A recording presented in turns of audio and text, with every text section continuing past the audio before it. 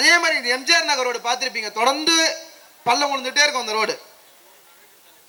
நேற்று கூட நடசன் சாலை மாமன்ற உறுப்பினர் நிதியிலேருந்து ரோடு போட்டிருக்காங்க.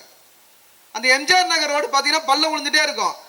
நானும் நம்ம கவுன்சிலர் கண்ணன் எல்லாம் சேர்ந்து அதுக்கு முயற்சி பண்ணி அந்த ட்ரைனேஜ் ஃபால்ட்டை கண்டுபிடிச்சி ஐஐடி மணல் வச்சு ஆய்வு பண்ணி 32 கோடி ரூபாய்க்கு நிதி வாங்கி கொடுத்து சரி பண்ணிட்டோம். சரி, ட்ரைனேஜ் லைனை சரி பண்ணுறேன்னு பார்த்தா இப்போ குடிநீர் லைனில் பிரச்சனையாகி போச்சு. ஆனாலும் அதையும் ஒரு சவாலாக எடுத்துக்கொண்டு 20 வருஷம் 22 வருஷம் அந்த ரோடு பள்ளமா இருக்கு. நம்ம ஆட்சி காலத்திலே அந்த எம்ஜிஆர் நகர் ரோடையும் சரி செய்து தருவோம் என்ற அந்த நம்பிக்கை மக்கள் மூலம் நாங்கள் பெற்றிருக்கிறோம். இன்னைக்கு பார்த்திருப்பீங்க, நம்ம ஒன்றிய அரசு நம்ம மாநில அரசோட எப்படி இருக்கணும், மோடி நமக்கு எந்த அளவுக்கு ஆதரவா இந்த அரசுக்கு இருக்கிறாருன்னு எண்ணி பார்க்கணும். கட்சி வேறுபாடு இருக்கலாம். இன்னைக்கு இங்க வந்திருக்கவங்க அத்தனை பேரும் திமுக கிடையாது. நீங்க நாங்க இந்த நிகழ்ச்சி நடத்தக்கூடியவங்க திமுக நிர்வாகிகள் தான். பொதுமக்கள் எல்லா கட்சியிலும் தான் வந்திருப்பீங்க. எனக்கு ஒரு பொங்கல் பண்டிகை சமத்துவமான நிகழ்ச்சி, எல்லோரும் கலந்து கொள்ள வேண்டும்.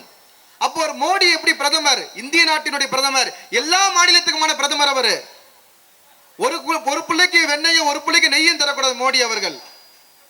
இன்னைக்கு இவ்வளவு பெரிய மழை பாதிப்பு பார்த்திருப்பீங்க. தென் மாவட்டங்கள் தூத்துக்குடி, கன்னியாகுமரி, தென்காசி, நம்மள சென்னையோட மிகப்பெரிய பாதிப்பு. நம்ம முதலமைச்சர் நிதி கேட்கிறாரு, ஏதோ பிச்சை போடுற மாதிரி ஒரு 400 கோடி அனுப்பிச்சுட்டு அவங்க கதை சொல்றாங்க.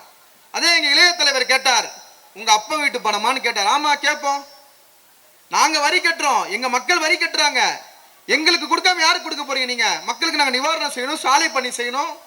அங்க முதலமைச்சர் அவர்கள் கேட்கிறார்.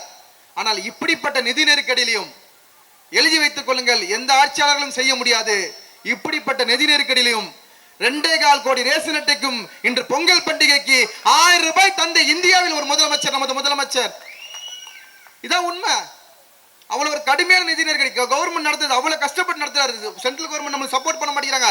ஆனாலும் நாம் போராடி முதலமைச்சர் செய்து கொண்டிருக்கிறார்.